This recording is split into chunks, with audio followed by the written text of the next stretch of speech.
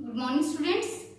आज हम डिस्कस करेंगे फॉरेन एक्सचेंज रेट का एक new topic, that is why there is a need of foreign exchange और you can say demand components of foreign exchange and second one components of supply of foreign exchange and और sources of foreign exchange. तो हमने अभी तक ये पढ़ा था कि what is foreign exchange rate, what is the types of foreign exchange rate. तो आज हमारा पहला टॉपिक है कि demand components of foreign exchange की जो फॉरेन करेंसी है उसकी हम डिमांड क्यों करते हैं, कौन कौन से कंपोनेंट्स है जिसके कारण हमें फॉरेन करेंसी की जरूरत होती है। There is a need for foreign exchange foreign currency.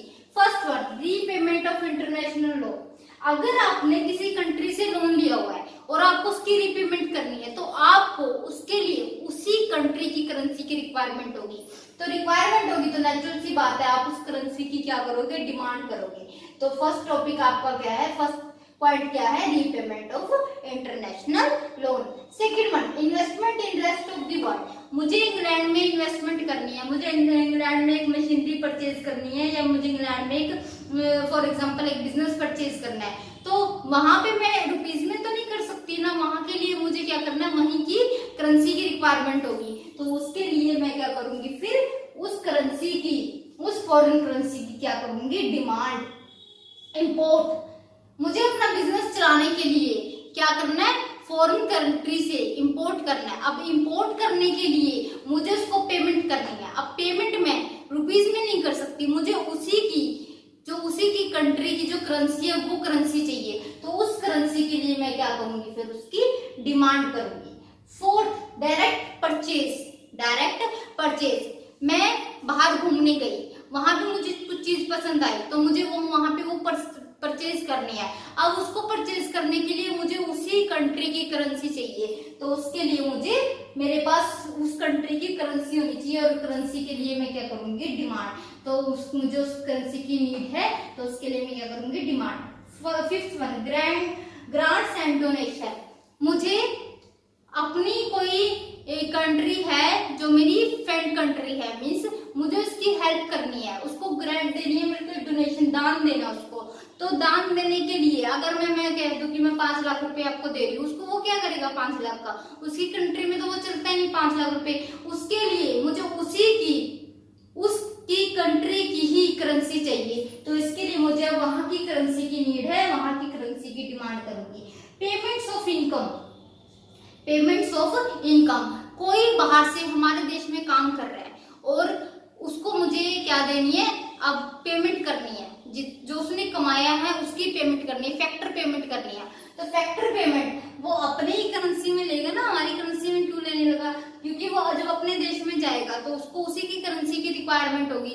तो इसलिए अब क्या जरूरत, किस चीज की जरूरत है, फॉरेन एक्सचेंज की जरूरत है, फॉरेन करेंसी की रिक्वायरमेंट है।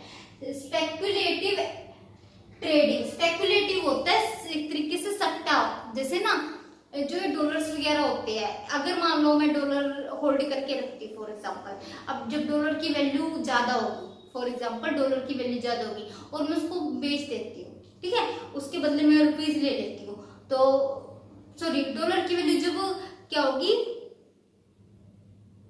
हाँ ज्यादा होगी फॉर एग्जांपल, तो क्या होगा, एक तरीके से मुझे फायदा होगा कि डॉलर महंगा हो रहा है डॉलर को होल्ड करने से, ठीक है। अब $1 के बदले मुझे 80 रुपीज मिलेगी। तो इस तरीके की एक्टिविटीज के लिए ना कई बार लोग होल्ड करते हैं, डिमांड करते हैं किसकी, फॉरेन करेंसी की, ताकि उनको जब वो उनकी वैल्यू कम ज्यादा हो उनको सेल परचेज करके वो फायदा कमा सके। तो उस सिचुएशन के लिए भी वो डिमांड करते हैं ताकि उनको फायदा, उसको बोलते हैं स्पेक्युलेटिव ट्रेडिंग।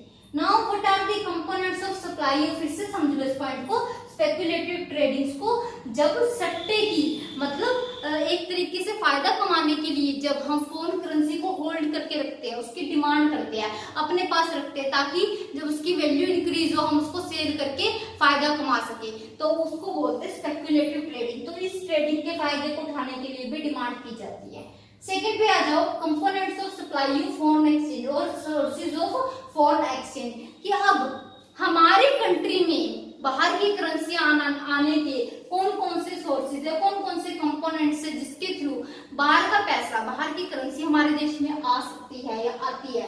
सबसे पहले एक्सपोर्ट, जब आप एक्सपोर्ट करोगे, जब आप एक्सपोर्ट करोगे तो एक्सपोर्ट सबसे अच्छा सोर्स है किसका, बाहर की करेंसी को अपने देश में लाने का। तो नेचुरल सी बात है वो आपको क्या देगा, अगर आप मान लो अमेरिका में गए तो डॉलर मिलेंगे आपको एक्सपोर्ट करने से, फिर वो अलग बात है कि आप सेंट्रल बैंक में आके एक्सचेंज करके वहां से रुपीज ले लेते हो, बट एक टाइम तो आपकी करेंसी मतलब अमेरिका की करेंसी हमारे देश में आई ना, तो इस तरीके से क्या होगी, सप्लाई होगी हमारी कंट्री में। Investment from rest of the world, अब कोई बाहर से हमारी कंट्री में इन्वेस्टमेंट करने आया है, बाहर से हमारी कंट्री में इन्वेस्टमेंट करने आया है, तो वो क्या लेके आएगा, अपनी करेंसी लेके आएगा, जिसको बाद में एक्सचेंज हो जाती है हमारे सेंट्रल बैंक के थ्रू, तो हमारे देश में क्या आएगी, foreign currency.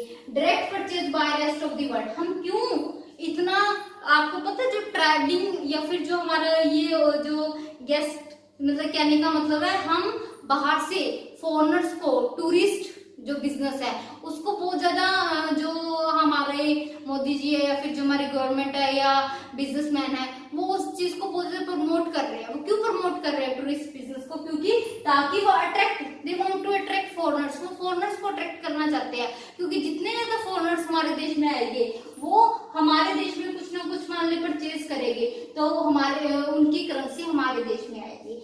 Loan from rest of the world, loan from, आप जब आप किसी कंट्री से लोन लोगे तो आपके पास क्या आएगी, फॉरेन करेंसी आएगी। Grant and donations from rest of the world, कोई आपको डोनेशन देता है, कोई आपको दान देता है, तो क्या वो एक बार तो अपनी ही उसमें देगा ना, उसके बाद वो एक्सचेंज, आपको पता है सेंट्रल बैंक के थ्रू चीजें एक्सचेंज हो जाती है, करेंसी एक्सचेंज हो जाती है, तो वो जो डोनेशन देगा वो अपनी करेंसी में देगा, ठीक है। इनकम रिसीव, फैक्टर इनकम, मेरा ब्रदर गया हुआ है फॉर एग्जांपल अब्रॉड में, तो वहां पे वो क्या कमा रहा है, इनकम, फैक्टर इनकम रिसीव कर रहा है, तो उसके बाद क्या करता है, वो मेरे पास सेंड करता है, तो इस तरीके से भी हमारी कंट्री में फिर क्या जाती है, foreign currency. Remittance bye non resident, अब ये क्या होता है रेमिटेंस बाय नॉन रेजिडेंट, मतलब जो हमारी कंट्री का रेजिडेंट नहीं है, वो बाहर विदेश में ही है, मान लो कोई मेरा फ्रेंड है वो विदेश में ही रहता है, वो कभी इंडिया भी नहीं आया,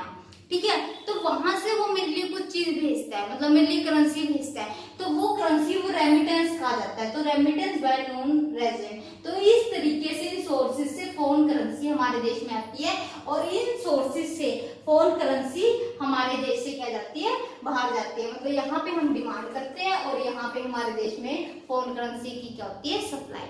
तो आज के लिए ये इतना ही, और नेक्स्ट वीडियो में हम क्या करेंगे, फॉरेन एक्सचेंज मार्केट।